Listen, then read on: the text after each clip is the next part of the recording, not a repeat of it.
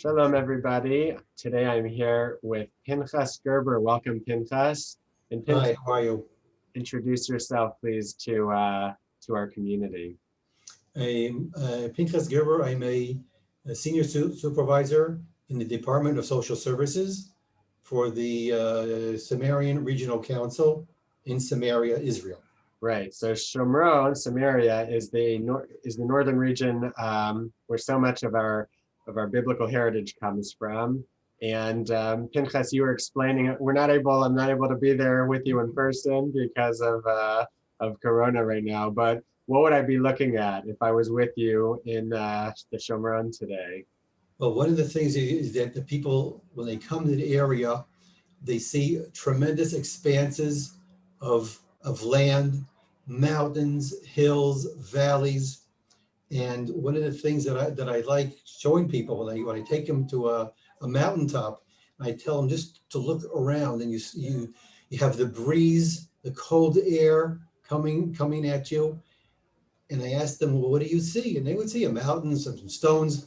And I say, but what I see is Abraham, Isaac, and Jacob walking here. This is the area where they lived, right outside of Nablus, outside of Mavodotan, where Yosef's brothers sold him. This is the area which is so rich of Jewish heritage. Yeah. This is why we're here. In fact, it's the first place that when God tells Abraham to leave your father's home and to go to the land of Israel, it says that Abraham passed, it says in Genesis 12, verse 6, Abraham passed through the land as far as Shaphan, and ad Elon Moreh, until Elon Moreh. And that's where God says, I will give you this land. The next verse gets, I will assign this land to your offspring, and Abraham built an altar there. That's really where the promise to the people of Israel first happened. So that's amazing that Jewish people are still living there today. But Pinchas, you were saying that it's not easy for the Jewish families who are living in the Shomron. And as the head of the social services, tell us a little bit about what are the struggles that the families in the Shomron have to tend to and deal with on a daily basis? Okay, if I take it, especially some of the areas, they have some areas which are closer to the cities, closer to Petach Tikva, closer to Kfar Saba. We're going into these cities to work. They're able to do very well. If you take communities which are more outside the major centers of employment, such as Elon Moreh, which is where we have the shelter where we want to talk about. Just getting into Tel Aviv in the morning could take a good 2.5 hours of travel time. Wow. Because of the distance, because of the traffic, and in particular, some communities still have to go through a very problematic Arab village. Or actually, it's not even villages, they're cities already.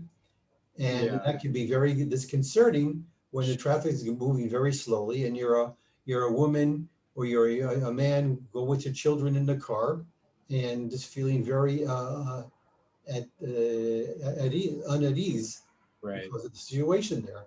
Right. It's very disconcerting, as you said. There's a lot of anxiety when you're sitting in traffic and your cars are not moving. It's one thing if you're on a highway, that's stressful enough. But when you're sitting in the middle of a hostile Arab village where bad things, terror attacks have emerged from, it's very, very clearly nerve-wracking. So that's what the families in the Shomron are sort of sacrificing in order to live there. And tell us a little bit, why do people put themselves through that? Wouldn't it be easier to live somewhere, where you don't have to suffer through that terrible anxiety on a daily basis? Why do families choose to live in the Shomron? That's a good question. I think because of the community. One, it's the communities that they've developed. They are so tightly woven. We talk about a kihila. This is the true kihila living, where everybody helps each other. Everyone knows each other. Everyone works with each other. And also, I think, is a certain amount of a feeling of of being a representative of the Jewish nation, maintaining our presence along our biblical areas of our homeland. Now, this is you waking up in the morning, and you can see, yeah, if you know where to look for in Nablus, where the tomb of Yosef is. And you're walking around and you're seeing other areas that are so important. Every morning when I go to work, from my house in Ginot Shomron to Bar Khan, I travel along Nahal Kana, which is the biblical boundaries between the tribe of Ephraim and Manasseh. Mm. And every morning I go down into the valley, and I feel like I'm in Switzerland, or the Jewish Switzerland, but it's really Eretz Israel. And it's a breathtaking view every morning. And I've been doing this for 35 years. And every morning when I come to work, I really say, thank God I have the zchut of being here and being part of our history. Beautiful. Now, so there are very special communities and idealistic people who go and settle these mountaintops and these hilltops and raise their children in the land of the forefathers. But because the communities are pretty small and isolated and tight knit, so what has that been like during the Corona pandemic? Well, what happens is sometimes, because they're so tightly knit, you can have various areas of one community, which everyone gets corona very quickly. There are some communities, as I mentioned, where my son lives, in a place called Leshem, which is near Ariel, where they have a few thousand people there already, and everybody, almost everybody got COVID, and they had to close the community for 10 days, when no one was able to leave. Right. The whole community. It's not like The whole communities. It's something, it's not like Tel Aviv or Bnei Brak or Ranana. People can still, the boundaries are a little bit porous. Here they come and they close the main road, and that's it. wow, wow. No one allowed in, no one allowed out. Wow, that's pretty intense. So in Elon Moreh, right, the city where Abraham built the altar to God in Genesis. So there's a very special project that we've had the merit to be a partner in. And you want to tell everybody about the shelter that you are supervising in Elon Moreh. Who is living there? Tell us about it. Okay. So this shelter we developed about 3 years ago. There are 6 young women between 18 and 23 years old who have been severely abused in their homes by their parents, by their siblings, by their friends, by their boyfriends, physical abuse, mental abuse, financial abuse, and some of them have gone through drugs as a way to help cope or to not cope with what's going on with themselves. And this unique shelter, which is run by the Department of Social Services, we have a social worker who's on staff there. We have a social worker's assistant who is there. We provide them with social work counseling and group counseling.